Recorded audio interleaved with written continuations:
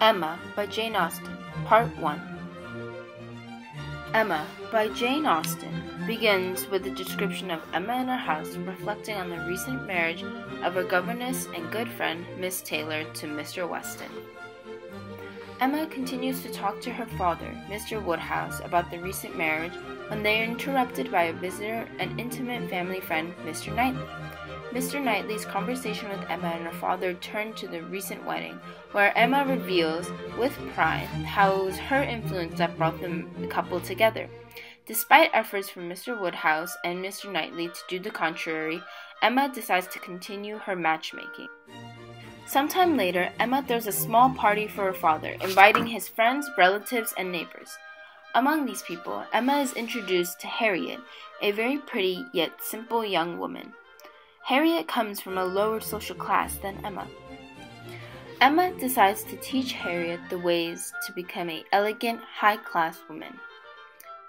As Emma befriends Harriet, she soon learns that Harriet has an interest in a farmer named Mr. Martin. Emma disapproves and points out Martin's lack of social status, money, and influence. Emma successfully persuades Harriet to discard the man in favor of Mr. Elton, a young man that Emma believes would be an excellent match for Harriet. Emma, in a conversation with Mr. Elton, becomes doubly convinced of his attraction to Harriet when he remarks on how much Harriet has changed since he first met her. She decides to formally draw Harriet, with Elton's agreement of course, but begins to be very annoyed with the man's constant staring at her painting. Emma finishes the first sketching and goes to get a frame ready with Mr. Elton, who accompanies with awe and admiration of the painting. Both the novel and the movie contain scenes in this section. There are quite a few themes in Emma that are set up in this section. One such theme is the influence of social status upon marriage. Austen's use of dialogue to create characters' opinions as well as descriptions of setting suggests that in Emma's time, social status is defined by wealth, reputation, and family. They also note how it is frowned upon in society to marry someone in a lower social class than one's own, as shown by Harriet and Mr. Martin. Another thematic introduction is that of how community expectations influence the behavior of men and women.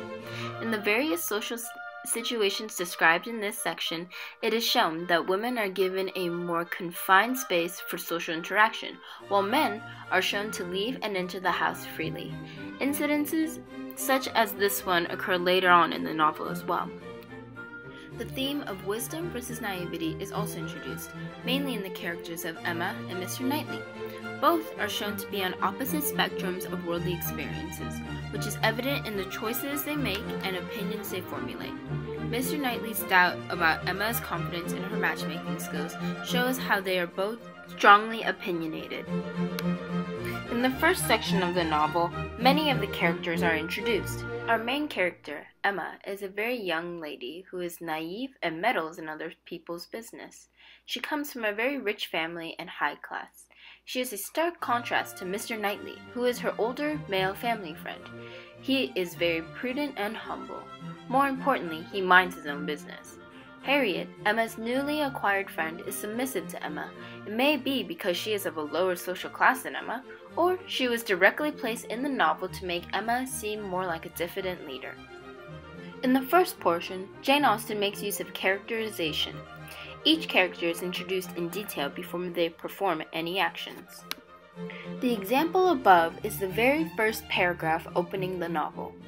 Austen utilizes this technique to allow the reader to have an image in their mind of the character before they perform any action.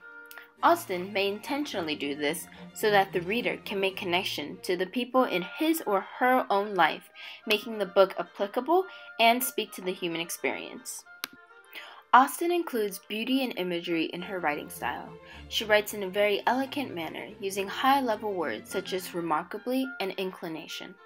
Austen also writes beautifully about falling in love. For example, in the passage above, Austen writes to describe Emma staring at Mr. Knightley. Although Emma does not realize it yet, she is in love with Mr. Knightley. Austen describes Emma as being preoccupied in those soft blue eyes, which adds a hazy and dramatic effect. The repetition of using the gerund for talking, listening, and forming drags out the word, giving it a dazed and admiring quality.